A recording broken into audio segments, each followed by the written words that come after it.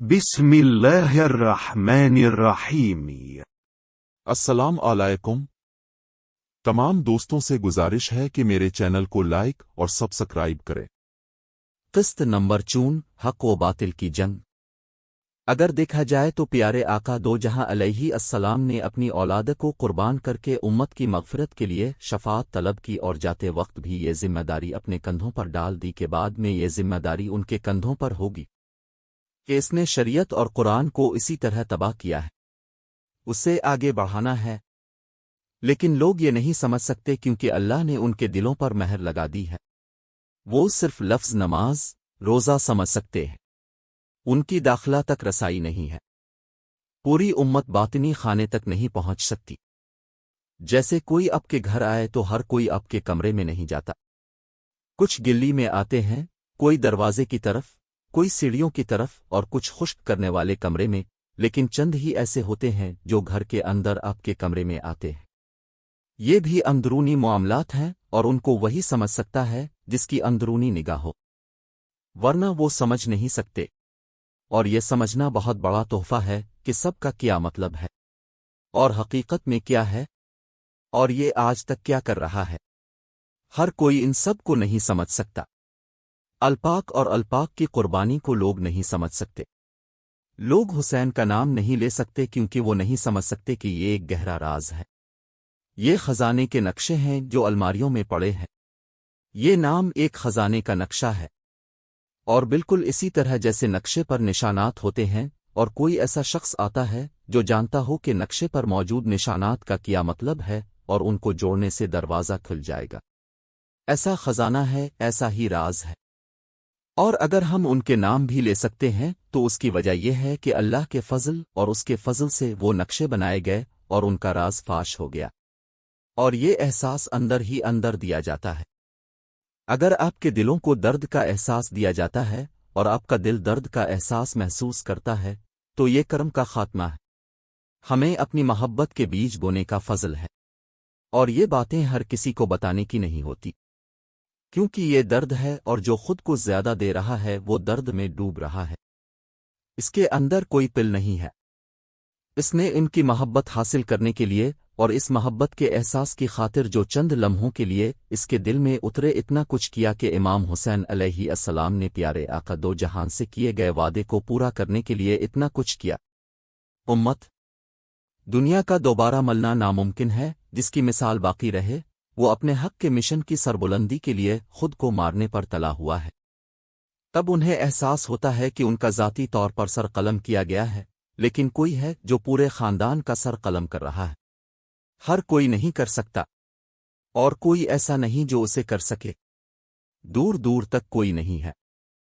کربلا کے وہ قافلے جنہوں نے یہاں تکالیف، مشقتیں اور بھوک پیاس برداشت کی، اگر ہم ان زخموں کو ان کے درد کو سمجھتے ہوئے مندمل کرنا چاہتے ہیں تو اس وقت باطل سے لڑنے اور حق پر کھڑے ہونے سے ان کے دکھ کی شدت میں کمی آئے گی۔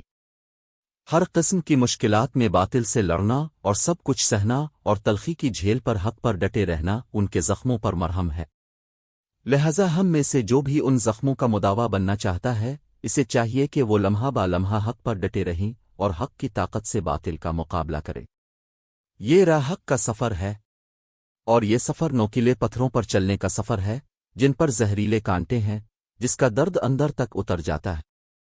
جو اس نوکدار راستے پر چل کر حق کی راہ پر آگے بڑھتا ہے وہ در حقیقت اس راستے سے کانٹے چان رہا ہوتا ہے، جیسے مسائل باطل سے انفرادی یا اجتماعی طور پر نمٹنا ان کے راستے کا کانٹا ہٹانا ہے۔ حق کی راہ میں لڑنے سے ہی مصائب و آلام کا سامنا کرنا پڑتا ہے۔ لڑائی چھوڑ کر ہتھیار ڈال دیں تو آزمائش نہیں آئے گی۔ اگر آپ اندر سے ایمان کے زور پر لڑتے رہیں گے اور لڑتے رہیں گے تو کسی بھی قسم کی آزمائش میں آپ نہ صرف ایک نئی طاقت اور ایمان میں اضافہ محسوس کریں گے بلکہ آپ کے اندر ایک جوش اور عزم بھی پیدا ہوگا کہ آپ لڑیں گے جھوٹ کے خلاف۔ اس لیے جب بھی کوئی ایسی صورتحال پیش آتی ہے کہ ہم پر کسی آزمائش کا سامنا کرنا پڑتا ہے تو اپنے اندر سچائی کی قوت کو محسوس کر کے اللہ کے احساس کو تھامے ہوئے اور ہر لمحہ اس سے مدد مانگنا ہماری کشتی کو کنارے تک لے جاتا ہے۔ ہمیشہ دعا کریں کہ ہمیں بھی وفادار رہنے کی طاقت نصیب ہو اور ہماری آنے والی نسلیں اور ان نسلوں کا ہر بچہ ان کا وفادار ہو اور ان کے لیے اپنی جانیں قربان کرے۔ ہم ایسی نسل نہیں چاہتے جو انہیں قطرہ قطرہ قتل نہ کرے۔ ہماری نسلوں میں بچوں کی غیبت ہوتی جا رہی ہے۔ آمین۔ بھکاریوں، بھیک مانگنا ہے تو یہ دعا لو تاکہ اس دل کا درد دور ہو جائے۔ بس اس درد کو محسوس کریں اور مزید مانگیں۔ ان کا درد، ان کی محبت، ان کے رشتے مانگو، یہاں اور کچھ نہیں، نہ دنیا میں نہ آخرت میں، تو ان کی راہ میں قدم بھی مانگو۔ ان کے قدموں میں موت مانگو، ان کی غلامی مانگو، جان لو کہ سب کچھ تمہارا ہے۔ اپنے دل سے سب کچھ مانگو، سب کچھ اس کے پاس ہے اور کچھ بھی نہیں ہے۔ ہم سے محبت کرنے والوں کے لیے ہمارا مستقبل وہ ہے جہاں رسول اللہ صلی اللہ علیہ وسلم اور خاندان رسول صلی اللہ علیہ وسلم ہے۔ ہم انہیں سلام کرتے نہیں تھکتے۔ اگر آپ کو ان کو سلام کرنے کی اجازت ہے تو اسے اپنے لیے بہت بڑا احسان سمجھی۔ اگر یہ اجازت مل جائے تو سمجھ لیجئے کہ یہ احسان کر کے انہوں نے یہ تاج ہمارے سر پر رکھ دیا، ورنہ ہم کس چیز کے لیے۔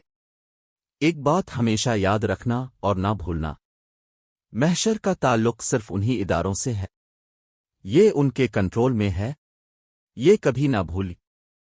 اللہ تعالیٰ نے اپنے چاہنے والوں پر اتنا کچھ رکھا ہے کہ آسمان کی بادشاہتیں ان کے حوالے کرنے کی بھی کوئی حد نہیں چھوڑی۔ اللہ نے اتنا دیا ہے کہ اب کہتا ہے میرے پیاروں سے جو لینا ہے لے لو۔ غلامی لینی ہے، نجات لینی ہے، جنت چھیننی ہے، لو ان سے، کیونکہ جو کچھ حاصل کرنا ہے انہی سے ملنا ہے۔ اور کہاں چل رہے ہو تم؟ جہاں بھی جاؤ وہاں کچھ نہیں، اور تمہیں کچھ نہیں ملے گا، بس پتھر ہیں، زمین ہے، کیا دیں گے؟ اللہ پاک کا ہے، اور اللہ کہیں اور نہیں مل سکتا۔ تم زمینوں پر پیشانیوں پر ہاتھ پھیرتے ہو، زمین کیا دے گی؟ دھرتی ان رسول کی مقروض ہے، کیا دے سکتی ہے؟ اس کے آگے جھکنے سے کیا حاصل ہوگا؟ یہاں صرف ماتھے کو زمین پر سجدہ کرنے سے ہمیں کچھ نہیں مل سکتا، جب تک کہ دل میں اللہ تعالیٰ کی محبت کی شمع نہ جل جائے۔ ایمان سے آری دل کو زمین پر پیشانی رگڑنے سے کچھ نہیں ملتا۔ دین کا نصاب کربلا کی سرزمین پر لکھا گیا، اس لیے زمین مقروض ہے، پانی منہ چھپا رہا ہے، اب تک اسے کہیں ٹھکانہ نہیں ملا۔ ہمیں کوئی جائے پناہ چاہیے تو دین ہے ہماری پناہ، اور مذہب پھر ان کی حفاظت میں ہے۔ آج جو سچا مذہب ہم تک پہنچا ہے وہ ان کی حفاظت میں پہنچا ہے، تو ہماری حفاظت خود ان کی حفاظت میں ہے۔ تحفظ اور نہیں مل سکتا کہیں بھی، کہیں اور کوئی جائے پناہ نہیں، اور ہم ان سے بھاگتے ہیں۔ ہائے ہماری جہالت!